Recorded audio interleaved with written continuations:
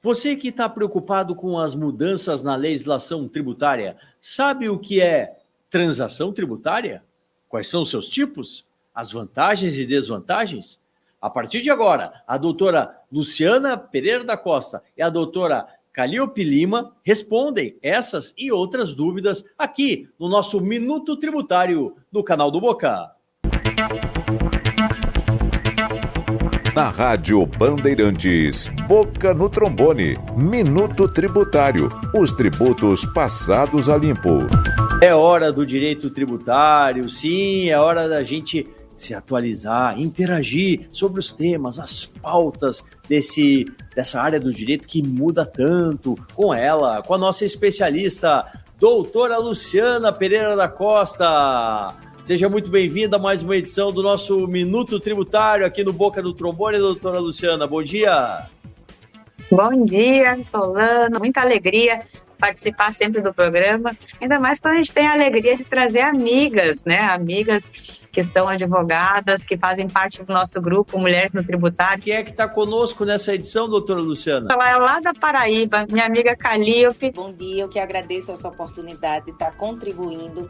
Mais uma vez, né, Luciana, o Mulheres no Tributário veio aqui, mostra que aqui veio. Doutora Calliope Lima, que é a nossa convidada de hoje, advogada de negócios, especialista em direito empresarial e tributário, professora universitária, palestrante, embaixadora do Mulheres no Tributário e vice-presidente da Comissão de Direito Tributário do Estado da Paraíba, também membro consultor da Comissão Nacional de Direito Tributário da OAB Nacional.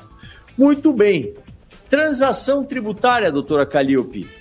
Vamos começar do início, o que é aqui no nosso país, né? E como ela se diferencia de outras formas de negociação de dívidas tributárias, doutora? É uma forma de extinção do crédito tributário. É uma forma que a lei nos traz, desde o CTN no 66, de extinguir o crédito tributário. Todavia, ela só entrou em vigor para o contribuinte como uma oportunidade de extinguir seu crédito a partir de 2020, tá? Então, como é que ela se extingue? Por que tanto o meu amor tão grande pela transação tributária? Que a transação tributária, diferentemente de outras formas de extinção do crédito, a pensar extinção ou até suspensão, a pensar um parcelamento eventual, tradicional, ela tem uma empatia maior com a capacidade de pagamento do contribuinte, tá? E aí, quando a gente fala em transação tributária, a gente viabiliza soluções muito mais assertivas, muito mais de sucesso do que um mero refis. Um refis, eu digo que é apagar um incêndio. Uma transação bem realizada, ela propicia a extinção do foco do fogo. Quais são os tipos de transação tributária que estão previstos na legislação brasileira e mais, né?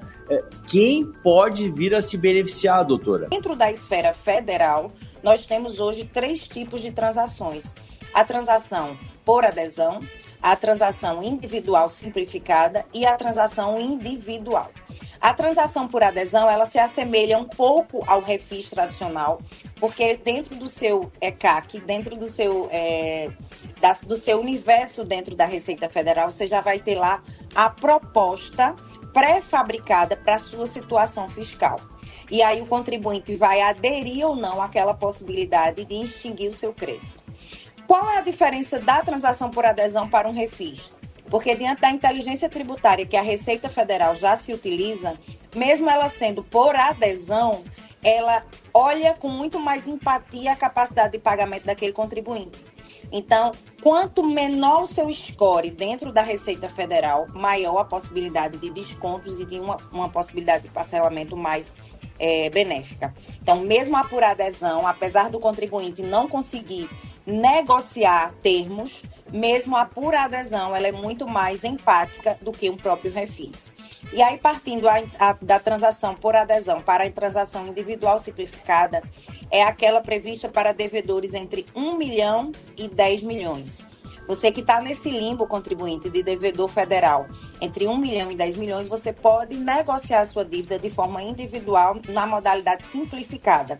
Ela é um pouco mais aberta no sentido negociação, Você não consegue fazer negociações muito abertas, mas o contato com o procurador da pasta relativa ao seu débito é um pouco mais elástico do que na adesão. E, por fim, para devedores acima de 10 milhões de reais, a transação individual ipsilíteris, ou seja, você senta na mesa com o procurador para negociar a forma que seria mais adequada, obviamente, dentro do que a lei nos dá como possibilidade e do que o edital que está em vigor também nos dá a possibilidade. Recentemente, eu estive conduzindo uma transação em que a gente negociou um débito de 16 milhões. Sim. Essa empresa, ela tinha 400 funcionários, Solano.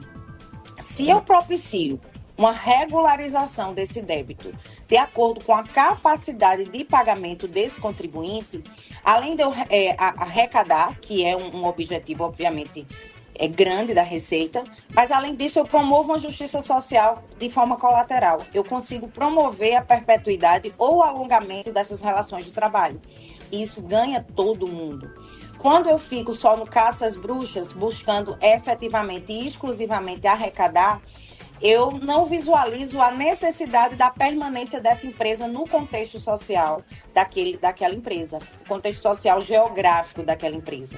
Então, por exemplo, essa empresa que eu estou dando exemplo, ela é uma empresa de viação urbana. Então, além dela promover empregos, ela promove a mobilidade urbana. Por que eu estou falando esses detalhes? Porque tudo isso é levado em consideração na negociação dessas transações. O que um refis, pura e simplesmente, ele não olha. A capacidade de pagamento do cliente é importante para o sucesso de uma transação e ainda, né?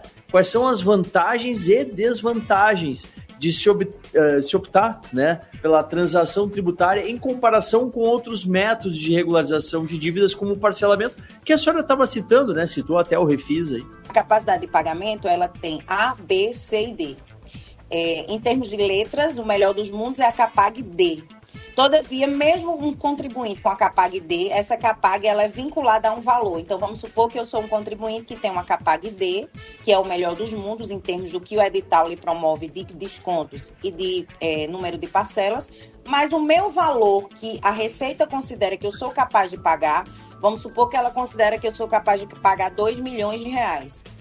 Eu posso, inclusive, recorrer em cima da capacidade de pagamento em relação a números. Como não existe uma CAPAG menor do que D, nós podemos recorrer em relação ao valor que a Receita reputa como nossa capacidade de pagamento. Por que eu falo isso? E por que a importância de uma assessoria assertiva nesse sentido? Quando você vai negociar isso sem o auxílio, e aí não falo nem exclusivamente de um advogado, mas de um profissional que seja afeto à área, seja um contador, seja um consultor, ele vai entender a raiz daquela dívida, ele vai entender qual é o contexto contábil daquela empresa, se aquela capacidade de pagamento ela realmente é assertiva, se ela é existente ou se ela é fundada em alguns dados que ainda não foram atualizados dentro do universo da Receita. Porque a Receita ela atesta esse valor baseado nos dados que estão alimentados ali. Então, nós podemos promover um pedido de revisão de CAPAG. A capacidade de pagamento ela é carinhosamente chamada de CAPAG. Então, nós podemos requerer à Receita uma revisão de CAPAG com base em novos dados para, inclusive, diminuir aquele valor que é tido como possível para aquele contribuinte pagar. Quando o meu cliente ele não tem tempo hábil para viabilizar uma transação bem construída, muitas vezes ele migra para um refis, tá? Perfeito. Porque o refis ele é mais rápido no que diz respeito a você adere, assinou e recebe aquela CND que é tanto perseguida pelos nossos clientes. E a curto prazo, a academia prevê que o refis ele vai ser extinto sob o ponto de vista federal, tá? Recentemente nós não tivemos nenhum edital e a previsão é que não haja a perpetuação mais no refis, porque a transação, Solano e Luciana, como bem sabem, ela é considerada hoje um fenômeno de arrecadação perante a Receita Federal. Por isso que eu amo tanto a questão da negociação com o direito tributário, promove justiça social e promove a possibilidade de regularização fiscal e arrecadação que a Receita Federal tanto precisa para promover para nós todos o equilíbrio social. Muito bom. Doutora Calíope Lima, muito obrigado pela sua participação. Esperamos tê-la em outras oportunidades aqui na Rádio Bandeirantes, no nosso Boca no Trombone, dentro do quadro Minuto Tributário. Grande abraço e até uma próxima. Até logo, muito obrigada. Eu queria só dar uma última informação. A UBRA, Universidade aí do estado de vocês, firmou a maior transação federal na última sexta-feira. 6,5 bilhões foram transacionados. Eles vão pagar 226 milhões, promovendo justiça social, arrecadação e preservação de emprego. Então, é um exemplo, a maior transação do Brasil foi feita aí no seu estado. Que bom. Que bom. Obrigada, gente, e até a próxima. Muito obrigada pelo convite e estou sempre à disposição, Luciana e Solano, e até logo. Valeu, obrigado. Doutora Luciana, muito obrigado pela participação de hoje aqui no Minuto Tributário. Até a próxima. Até a próxima. Muito obrigada, minha amiga Calíope. Obrigada aos nossos ouvintes. Fala, turma! Gosta de conteúdo jurídico? Então aqui, o canal do Boca no Trombone é o espaço para você. E ainda, você pode mandar a sua dúvida e ser respondido por um dos nossos especialistas. Mas tem de seguir. Te inscreve agora!